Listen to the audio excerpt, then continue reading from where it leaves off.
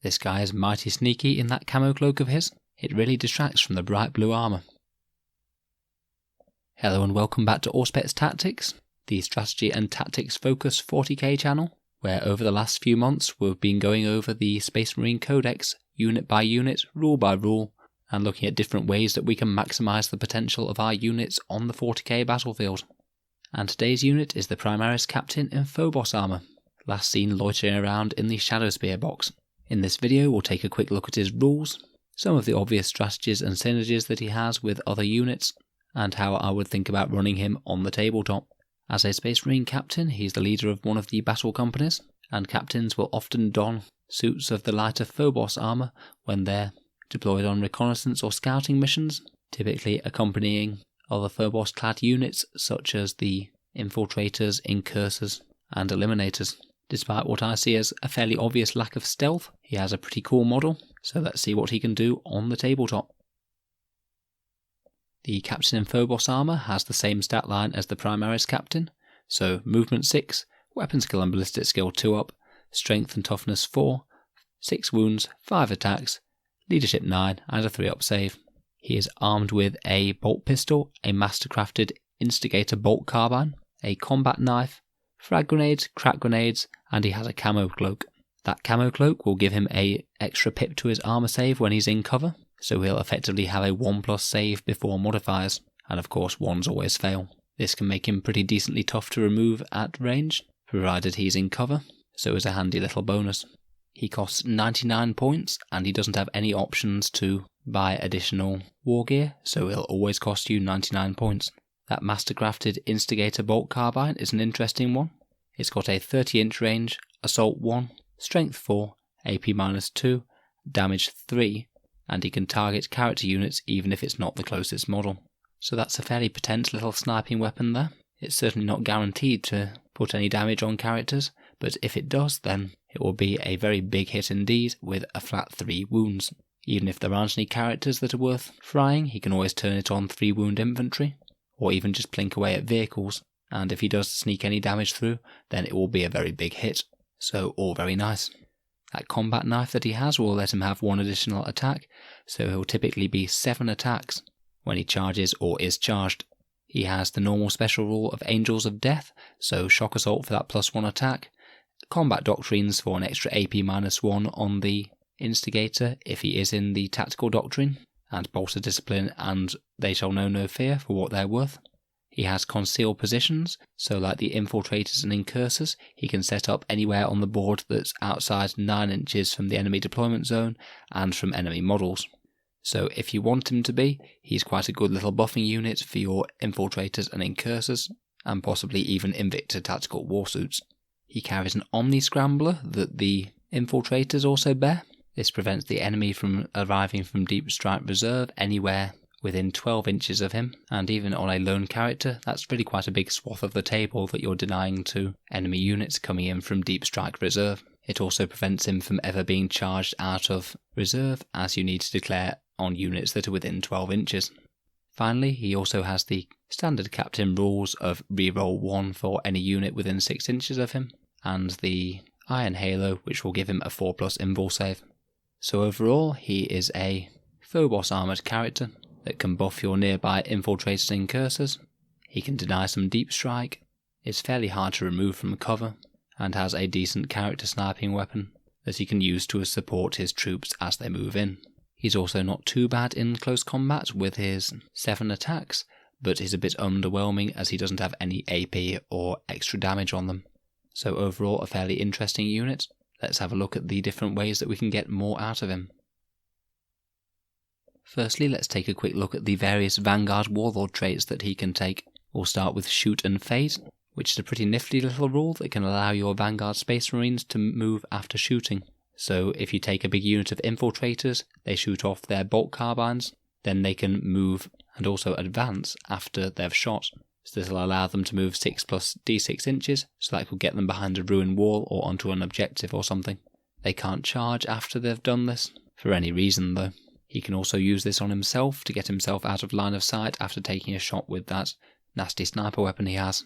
Secondly, we have Lord of Deceit. You use this at the start of the first battle round before the first turn, and you can pick up 3 friendly chapter Phobos units and redeploy them as per the deployment phase. This is a genuinely incredibly powerful Warlord trait. It means that your infiltrators or incursors or eliminators can respond pretty much perfectly to the enemy deployment. It could also be used if you seize the initiative or if your opponent does, to either make your units scarce and keep them hidden, or charge them all up to do some hefty damage first turn if you get unexpected seize the initiative. This is actually really powerful and probably one of the strongest Vanguard traits that you can take. We have Master of the Vanguard next, which is add 1 to the move, advance and charge rolls of all chapter Phobos units when they're within 6 inches of him. It's not awful, but I wouldn't pick this over Lord of Deceit. Usually 1 or 2 inches isn't going to make the biggest difference, particularly on units like Phobos units that aren't the biggest damage dealers in the world. Again, not bad, but not quite as good. Next we have Stealth Adept, which is a nice defensive buff, gives you -1 to hit on the Warlord with any attacks targeting him. That'll make him a bit more survivable, but hopefully he should be behind friendly units anyway rather than off all the way on his own, so I'd say this is of limited use compared with some of the others. Next up we have Target Priority, which is quite a nice one.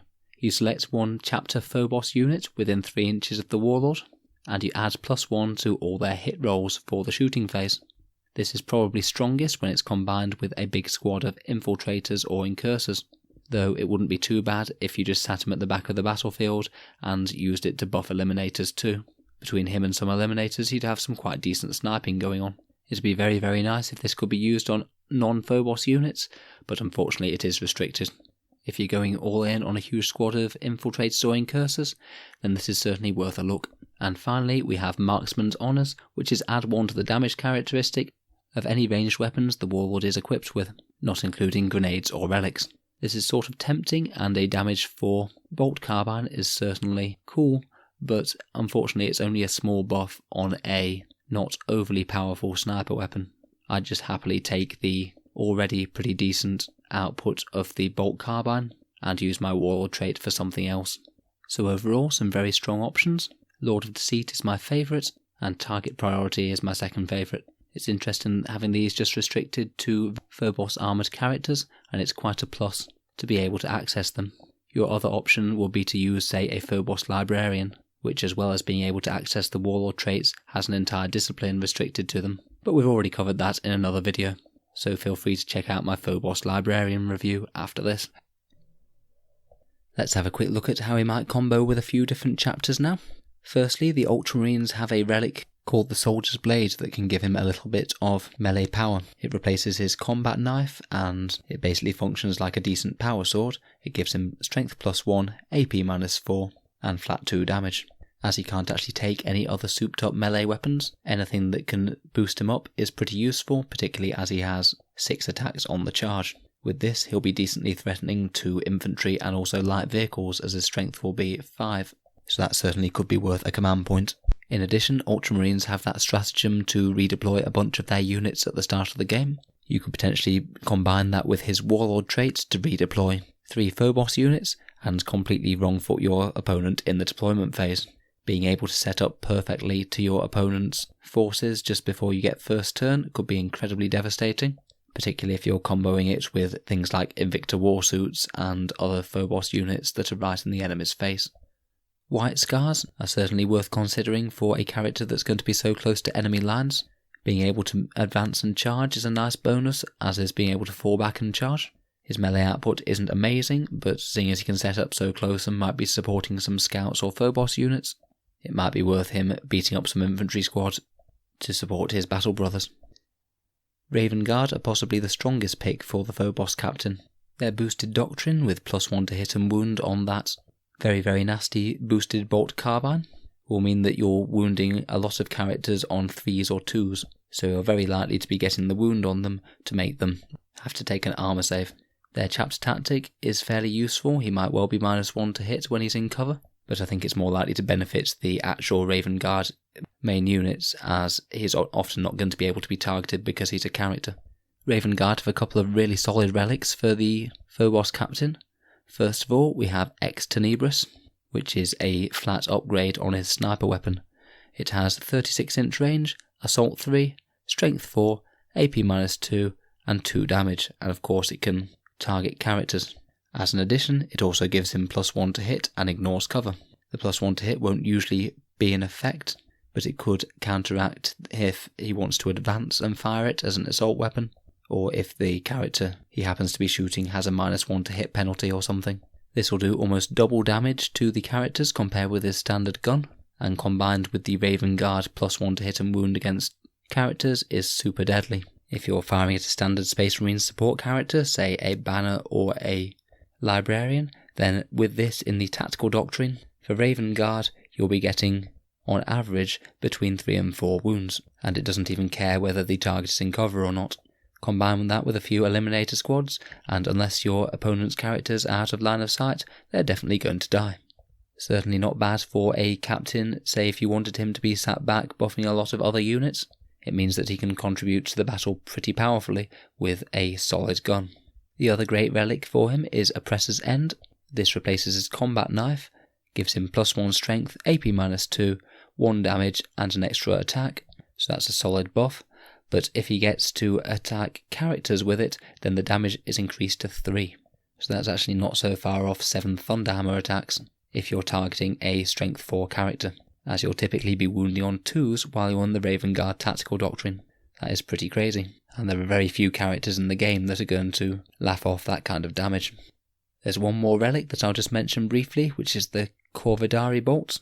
This could be useful on the Phobos captain because they will let him to shoot targets that are out of line of sight, which could be very nasty on that bolt carbine. Characters won't be safe even if they're hiding behind a wall. So overall, the Raven Guard have absolutely tons of options for Phobos captains. You're really spoilt for choice, whether he wants to be a sniper that can ignore cover, a sniper that has an insane damage output, or a sniper who is also a melee machine against characters. A very strong pick. We'll talk about the others now. The Iron Hands will give him a decent durability boost. The Salamanders will be very useful for re-rolling the wound roll with Master Artisans on that sniper rifle shot. And the Imperial Fists will have a small chance of him getting a second shot with that bolt carbine if he rolls a 6 to hit. It's pretty funny that he could potentially do 6 damage to characters if the stars align. Also, ignores cover is not too bad either. There are a few relics from the main book that you could choose as well. The Armor Indomitus could certainly be used to keep him safe. Having a 2-up save and the option of a 3-up invul save once per game could make him ludicrously hard to shift from cover, particularly as he will be getting +2 to his cover saves with that camo cloak. The Ghostweave Cloak is a Phobos armoured model only relic, and it means that enemy attacks will suffer -1 to the wound roll, so a not too bad durability buff there. But I personally just keep him out of sight behind enemy units, so he can't be targeted under normal circumstances. And the last one I'll mention is the Vox Espiritum, which is Primaris only and can add 3 inch to his aura range, which could be particularly useful, say if you're using him as a backfield chapter master to buff a lot of your armies with those lovely rerolls. Because he's Phobos armour, he has some synergy with the Phobos Librarian's powers, the main one being Temporal Corridor, which means that the Librarian could absolutely slingshot him a very, very long way up the battlefield. It essentially gives him a move and advance again, and I believe he should be fine to shoot his bolt rifle after that, as it's an assault weapon. If he's White Scars, and that could also let him charge afterwards as well. So he could have a surprising, very fast moving, shooting and assaulting turn, which your opponent might not see coming. There are a couple of stratagems that could apply to this guy. Firstly, we've already briefly mentioned that the Chapter Master stratagem could be particularly useful on a Phobos captain, as he's very hard to shift, and he's got a pretty decent gun, so he doesn't really mind staying back and supporting other troops quite as much as some of the other captains. Only in Death Does Duty End could be a useful one. If he gets shot in the shooting phase, then you could potentially use it to loose one more shot with that bolt carbine, which could be particularly good if it's the Ex Tenebris version from Raven Guard. Being able to surprise snipe one of the enemy characters during their own turn could be potentially game-changing if the stars do align. Relics of the Chapter and Hero of the Chapter are both stratagems that you can use to pile some extra relics or warlord traits on him and not be your warlord. He's not a bad pick for that. And as always with Space Marine infantry units, if you absolutely need him to survive an unlikely amount of heavy firepower, then you could try Transhuman Physiology. It's expensive at 2 command points, but it might mean the difference between living and dying. So we've looked at quite a lot of the different ways that we can equip this guy, so let's have a chat about how to field him. I could see him either being run in 2 different main roles really. Firstly, as a standard captain to give reroll 1s to a lot of heavy guns sat at the back. He's a bit of a better pick for this, as we said, because he has a decent sniper weapon himself, so he can contribute to the battle without having to be in close combat. If you're doing this, then you could certainly consider making him a chapter master, giving him that boosted range aura with the relic, or tooling him up with any buffing relics or warlord traits that happen to be in your supplement codex. If you're deploying him like this, ideally he wants to be in cover, but he does want line of sight to the opponent, so he can be popping off rounds with that bolt carbine. And if you can position it, he also wants to be safe from enemy snipers, though his camo cloak will help with that. If the enemy does get pretty near, then you can always consider charging in against some light infantry. 7 attacks with just chainswords isn't necessarily going to change the world, but it might help kill a few more encroaching infantry before he goes down. The other main role that I'd see would be to support any infiltrating units and potentially get into close combat as well, as he has the unusual power for a character to start all the way up the field within 9 inches of the enemy deployment zone. He's a pretty solid pick for buffing things like Invictus Tactical Warsuits and any Primaris in Phobos armour, or potentially anything coming in from Deep Strike Reserve, say with a drop pod. You'd have to consider his positioning quite carefully, because if the enemy has first turn, then you really don't want to be losing him for no return straight away. He may be tough for a character, but compared with regular infantry squads, he's not all that tough. If I was fielding them this way, I'd certainly consider the Warlord Traits to redeploy a bunch of Phobos units, which could potentially be used on himself, and I'd think about getting any of the relic combat blades that you can get from the supplement codexes such as the Soldier's Blade or Oppressor's End. Having a powerful melee character like that start right next to the enemy's deployment zone could have some potential. I certainly quite like the idea of him supporting some Invictors. They're already very, very strong units for their points cost, and giving them the reroll 1s for shooting and assault phase could be very profitable. If you did go all in and make him a chapter master, then that would certainly help if they moved up and fired off all of those heavy weapons, as you'll be able to reroll all the hits of 1, 2 and 3 despite them moving. From there you'd really have to adapt to what the enemy is doing, but you'd have several options, include shooting his sniper rifle at characters, maybe lurking in cover on objectives, or perhaps charging in to cut up some light infantry with that combat knife. So overall, I think that the Phobos captain certainly is a reasonable contender if you're considering the different types of Space Marine captain. He can certainly do several things that the other captains just can't, though at almost 100 points, he does have a price tag to suit that. I certainly think that he's an interesting option, and well worth a look when you're considering HQ choices. Space Marines just have so many HQ choices, it can be very hard to choose which you're going for, as they can generally all put pretty powerful effects down on the battlefield. Thank you very much for listening to another Auspex Tactics video. If I've missed any rules or I've missed any interesting relics or combos with the Phobos captain, please let me know down in the comments. There are quite a lot of relics, warlord traits and options in the supplement books, so I'm sure I haven't covered literally everything. I look forward to hearing any ideas that you guys have. Feel free to subscribe for Auspex Tactics for more content. We'll certainly be carrying on with the Space Marines this week, and feel free to support me on Patreon if you're finding these videos useful. Thanks very much for listening, and I hope to see you guys next time.